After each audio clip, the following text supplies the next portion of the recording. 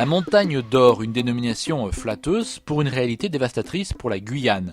C'est en fait un projet de mine d'or à l'échelle industrielle. Si cette mine voyait le jour, ce serait la plus grande à ciel ouvert jamais exploitée en France et un désastre programmé pour la Guyane. Derrière ce projet titanesque se trouvent deux entreprises, une canadienne et une russe, et un blanc-seing, celui du gouvernement français. 18 organisations, dont France Liberté, se mobilisent depuis de nombreux mois pour démontrer l'aberration d'un tel projet. Bonjour Marion Weber. Bonjour. Chargée de mission droits des peuples à la Fondation France Liberté. Alors mi-septembre, vous étiez en Guyane où vous avez pu rencontrer les associations locales. Tout d'abord, rappelons les risques que fait peser ce projet de mine d'or. Oui, vous l'avez dit déjà, ce serait la plus grande mine d'or jamais exploitée en France, donc on est dans vraiment le gigantisme qui accentue encore plus les impacts environnementaux qui auraient lieu si cette mine ne voyait le jour. Donc il y a la quantité des déchets miniers qui est gigantesque et qui peuvent entraîner du drainage minier acide, donc des pollutions massives en fait des eaux et des écosystèmes. La rupture des barrages de ces déchets miniers, ça on l'a vu récemment au Brésil, mais il y a de nombreuses catastrophes ces dernières années qui ont aussi dévasté de nombreux écosystèmes.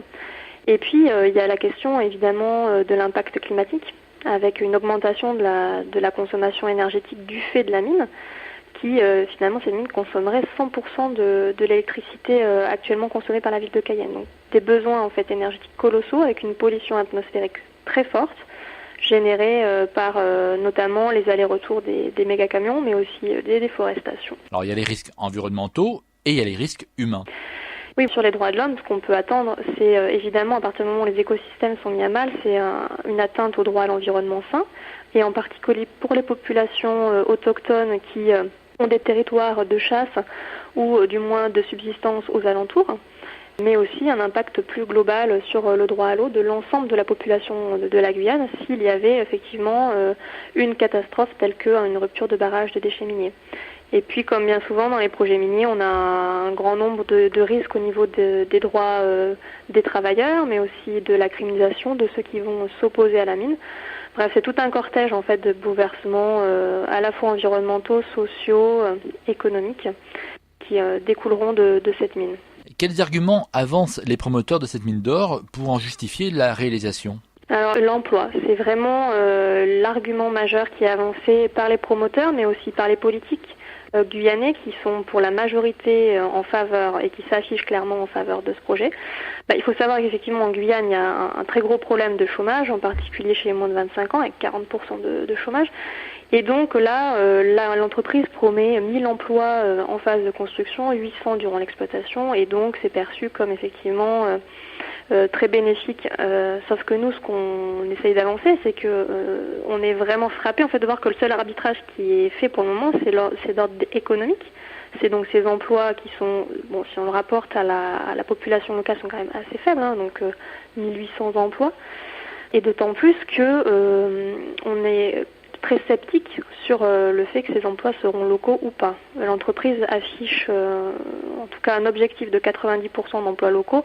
Ce qu'on constate, c'est que sur les projets miniers sur lesquels on a pu travailler, c'est très rare d'atteindre un tel taux d'emplois locaux. On est souvent sur l'inverse. Si on se base sur la Nouvelle-Calédonie, on est plutôt sur 90% d'emplois non locaux et 10% d'emplois locaux. Donc ça met effectivement en question cet argument de l'emploi qui en plus crée une dépendance en fait de la population vis-à-vis de projets du passé, donc avec sur des ressources qui sont non renouvelables, donc qui vont forcément s'épuiser, qui sont pas du tout des filières d'avenir, qui vont créer finalement une nouvelle forme de dépendance de la population vis-à-vis en plus de compagnies minières étrangères. Alors vous avez pu rencontrer au mois de septembre les associations locales et les populations qui sont très déterminées à se faire entendre. Ce qu'on constate, c'est que le collectif donc, qui s'est créé, qui s'appelle Hors de question, est vraiment très mobilisé pour finalement faire connaître tous les tenants et aboutissants de ce projet au niveau de la population, parce qu'il y a un gros problème de communication, d'information sur place. Donc ils sont vraiment très fortement effectivement investis pour mener à bien des conférences.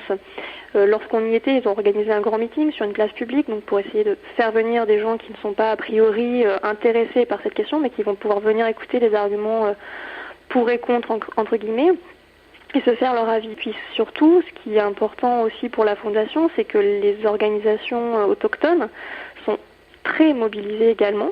y compris la jeunesse, qui a d'ailleurs créé un mouvement, la jeunesse autochtone de Guyane, et qui là encore en fait essaye d'informer les populations autochtones, de voir avec les chefs coutumiers quelle position prendre. Et ce qui est très clair, c'est qu'ils se sont positionnés contre en août, les chefs coutumiers, mais également les organisations de défense des droits des peuples autochtones, et qui revendiquent, eux, leur rapport à la nature, le besoin de protéger cette forêt amazonienne. Et nous, ce qu'on fait, c'est qu'on essaye d'éclairer cette question-là au niveau de la métropole avec d'autres organisations. Et première étape d'un dialogue qui semble s'ouvrir, un débat public est prévu sur cette mine d'or en Guyane.